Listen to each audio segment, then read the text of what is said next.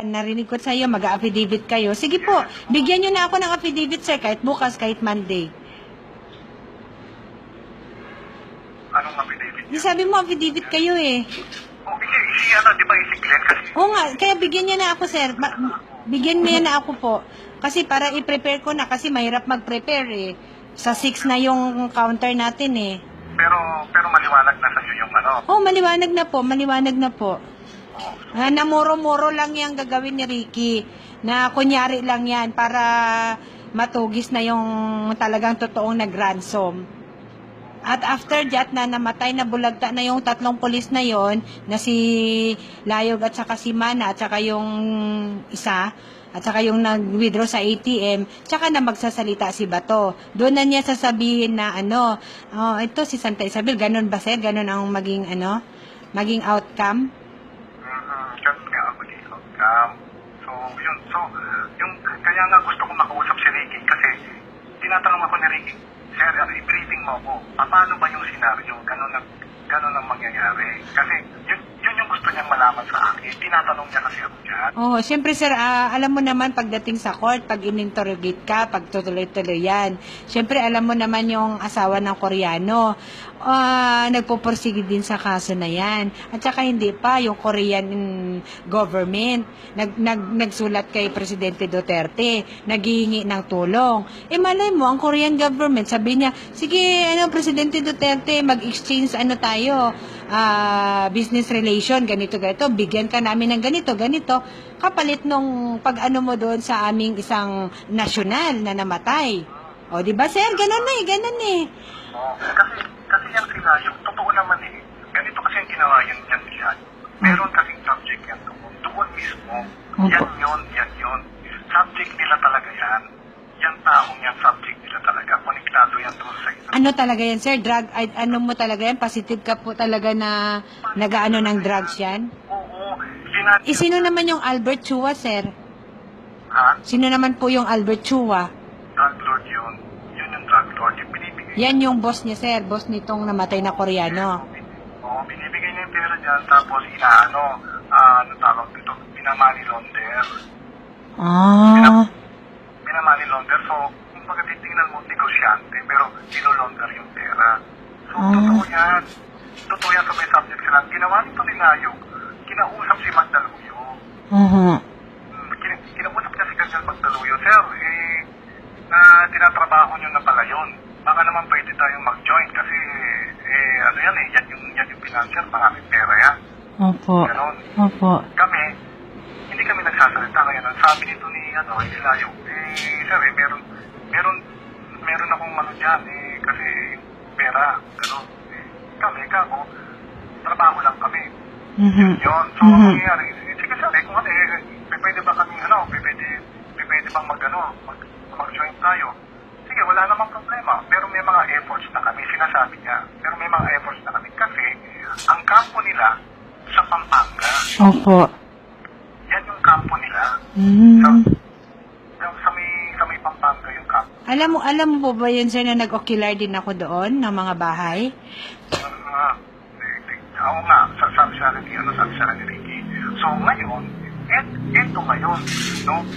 Si Ricky, sinabihan ngayon na, magpaalam ka na sa may boss mo at...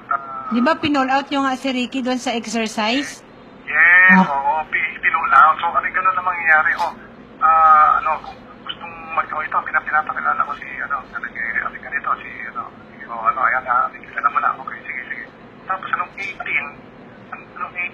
sinabihan siya ngayon, mag-jump off tayo, Ano yung jump off, sir?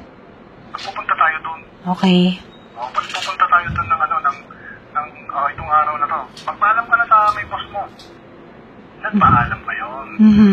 Sir, sinasabihan ako ni, na ganito. Sige, ano bang participation mo doon? Wala sir. Sabi, basta pumunta lang daw ako doon. Oo. Sige. Sige, pumunta ka doon. Meron ba tayong pre-ops? Meron sir. Okay, sige. Basta, pumunta ka doon. Kung huwag kang magpaparticipate doon, kung ano man ang basta sila yung main doon. Yun ang instruction ko sa kanya. Yun, basta sila ang main na player hayaan ko sila. Ganon. Yan po ba ang totoong version o Yan yung version. yan yung version? Oo. Yan yung version. Okay. So, ganon. Tapos nakita ngayon niya na, okay, so, oy, ano yan arrest na yan, arrestado na. Yung ang ano niya, tingin niya arrestado.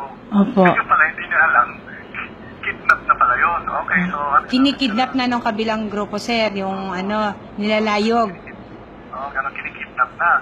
Ngayon, ang ginawa ni Ricky, siyempre, dahil lang yung nahihiya, lalapit kunwari. Tapos, pero, sinabihan siya, huwag ka na dito, ano na to, okay na to. Kaya, bumalik siya ulit doon sa may sasakyan. Huwag ka na dito, umalis ka na. Ano pa na, doon ka na, okay na to. Okay na. Dokumentahan na namin to, kami na bahala dito. Ganon ang nangyari. Sir, paano ngayon ang ano ko? Sir, wala ka na, okay ka na. Sige na, ano ka na, back to camp ka na. Ganon ang nangyari.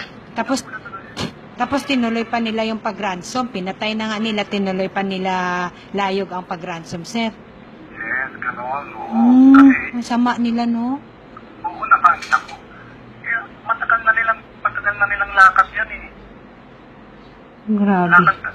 Yan talaga ang modus operandi nila, sir. Ay naman, noon pa, alam mo yan, yung pinaka-kulita, matanda yan, narkong pa yan, ganun na ang lakad yan. Narkong pa, mga 1980s pa. Ganun ang lakad yan. Early, mga 80s, ganun ang lakad yan. Kaya sila natutuwa ngayon dahil si Ricky ang nadiin, no, sir? Kaya nga yung sabi ko, huwag tayong papayag na merong mamatay, kasi dapat sila nga ang mamatay. Hindi ba, Jinky? Huwag tayong pumayag ng ganun. Dapat silang mamatay kasi tatawanan tayo ng mga yan. Kasi sinasabi sa akin ni Glenn, na alam na namin ang istorya. Nadamay lang si Ricky dyan. Siya yung nagsasabi sa akin eh. Kaya lang, nakunang nakasuhan si Ricky dahil itong mga to, si Ricky ang dinidiin. Oo, ni Corampis at saka ni Rabanal. Di ba? Tapos, pati yung doon sa may siya yung dinidiin na gano'n. So, ngayon, ang ginawa ni Ricky, sige Ricky, ganito ang gagawin natin. Kunwari ganito, para mag-relax yung mga yan hanggang sa makakuha tayo ng ebidensya. Kaso hindi na-apply si Bato, sir, na kunwari lang pala yung ganon, nagsalita siya in public nang hindi maganda. Di ba pangit, sir? Hindi nyo ba ina-advisean yung ganon, sir, na wag naman ganon, di ba, sir?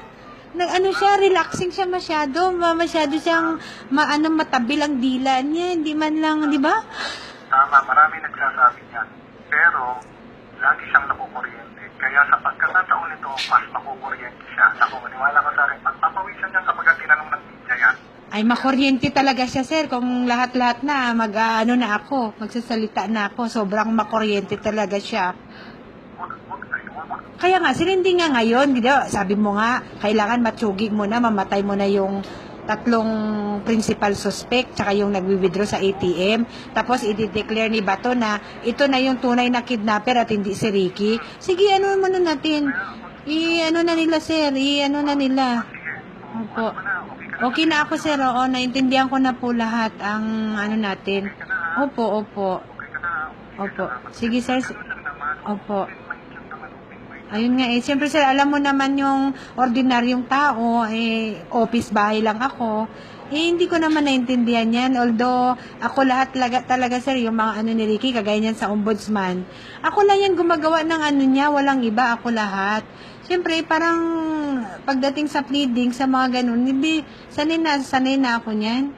Sanay na rin akong makikipag sa korte dahil minsan nasa Perla Insurance pa lang ako na nakipag sa korte. So araw-araw nandun na ako, lahat na kaso doon na nalalaan ko na pag i-interrogate ng mga pulis, pag lahat na parang halos kabisado ko na yung korte kung kaya ako kagaya niyan. Sabi, i-issuean ka na ng warrant of arrest ng DOJ.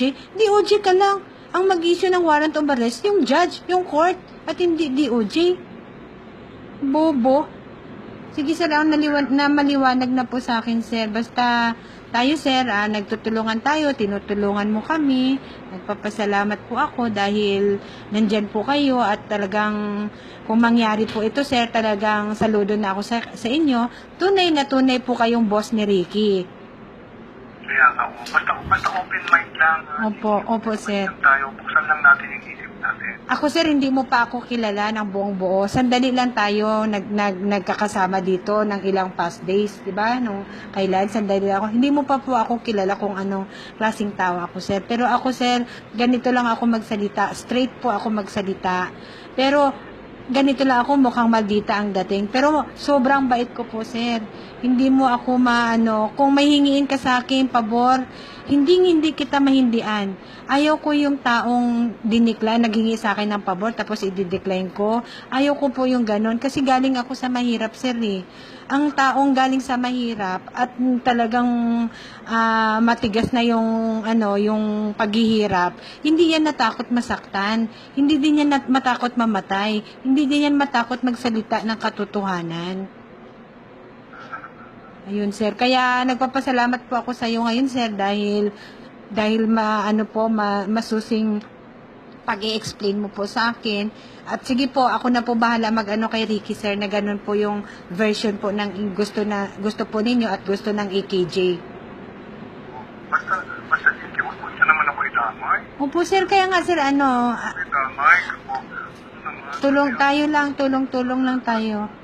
Ako naman, Jinky, lahat ng mabot na makakaya ko ginagawa ko. Huwag na naman ako idamay. Opo, sir, opo. Huwag naman ganun kasi ano naman tayo, ha? Basta sir, ganun ang senaryo sir ha. Senaryo, papatayin nyo na yung 3 pulis, pati yung nag-withdraw sa ATM, tapos nang mabulagta na, patay na, i-media na siya, ilalabas na siya sa media na ito yung nagpatay o nagkidnap ng Koreano.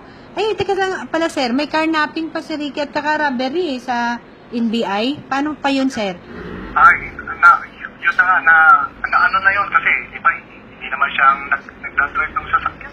Paano siya ang naging carnapping? Di ba? O, baliwala na yun sir, madidismiss na po yun. Oo, madidismiss yun. At saka, sino ba ang tinuturo nila na kumuha ng mga gamit? Hindi naman si Ricky. Di ba? At saka, madidismiss na rin yun. At saka, may nakausap na ako doon sa NBI. Pinakita ko kay Ricky yung text. Opo. Pinakita ko kay Ricky yung text. Opo. So, ano yung Kasi sa 16 po yun sir, di ba, Monday, magbibigay kami ng doon, mapupunta si Ricky. So, sana nga mabilisan kasi, Kayo sir, di ba, ipatayin nyo na yung tapos ipresenta na nila, sila, mauna na sila sir. Ito muna kasi kasi kukunin na muna lahat eh. Meron pang hindi nakikita eh. Sige, basta kami sir, wait lang kami, gano'n na, naintindihan ko na po. Kayo muna mauna, patayin niyo muna yung 3 polis na yon, tsaka isang nagwi-withdraw ng ATM. After niya, namatay na, ipipresenta na sa media, at magsasalita na si Bato. Sige sir, fine. Oo nga eh, kasi meron sana akong gustong tanungin kay Ricky, kasi parang kasing kakilala niya yung parang kakilala niya yung isang taga Manila Police na talagang nangidnap eh. Manila Police yun? Oo eh. Parang kakilala niya eh. Oo, so yun ang hinahanap ko. Hindi ko kasi alam ang pangalan, kaya nga gusto ko siyang makausap. Sige po, tatanungin ko sa kanya mamaya sir kung ano po. Kasi paano niya maano sir, hindi naman niya namukaan. Wala naman kasi kayong picture na pinapakita. Hindi, napag-usapan na namin yan eh. Basta yung according sa kasi kung makausap ko sana siya eh. Sir, kung ako ang kausap mo, sir, at ipaparating ko kay Ricky, na kausap mo na rin si Ricky. Kasi, sir, alam mo po bakit? Si Ricky po, masunurin kong asawa yan. Sobrang bait po yan. Relihiyuso po yan, sir. Alas 6 nagdadasal po yan. Alas 12 nagdadasal po yan. Every kumain nagdadasal po yan. Alas 3 nagdadasal po yan. 12:30 ng madaling araw nagdadasal po yan. Ganun po yan siya, sir, na tao. Pwede po bang tanungin si Ricky kung sino yung ano, sino yung mga ano, sino yung isang pulis na na kasama na taga NCR yung Manila, yung taga Manila, taga NPD. NPD, sir. Oh, kasi ano kasi ganito kasi yung mangyayari. Ano kasi ganito. Meron yung talagang masama at meron yung talagang gumawa. Ah. Eh, yung gumawa, sir, sinong tinutukoy natin dito na gumawa, sir? Yung NPD? Oo, meron yung NPD, meron yung taga-NPD. Yun yung talagang gumawa. Sila yung gumawa kasama nung nag-withdraw ng ATM. Eh, kung hindi natin mamumukaan yun, sir, useless. Walang basihan. Hindi, parang alam ni parang alam ni Rick. Kasi kung i-point lang ni Ricky na to si Juan de la Cruz, at sasabihin ni Juan de la Cruz, "Uy, maggunos dili ka Santa Isabel." Hindi, kilala ni Ricky yun. Kilala ni Ricky. Tsaka alam din yun. Nag-usap na kami kako. Iba yun yung, tayo ng Manila Police. Hindi ko lang nasalam yung pangalan. Kailangan ko yung pangalan at kung saan naka-assign. Ngayon na, sana, para matrabaho na. Akala ko ba, sir, nagpo-posting na kayo ngayon doon sa ano? Oo nga eh. Yun ang hindi pa namin kilala. Ah. So, yun na lang ang kulang, sir, doon sa tatlong polis. At identify na yung nag-withdraw sa ATM, si Layog at saka si Mana at saka yung NPD. Manila Police. Oo, ay Manila Police na yun. At saka yung nagdadrive ng kamo, yung Exalta na Nissan ID. Ay, meron pang ganun, sir? Oo. Kasi meron, di ba nakita mo yung dun sa nakita mo yung sa video? Opo. Diba, biglang kumalwa yung Ford na Opo, kumaliwa yung Ford doon sa isang kanto.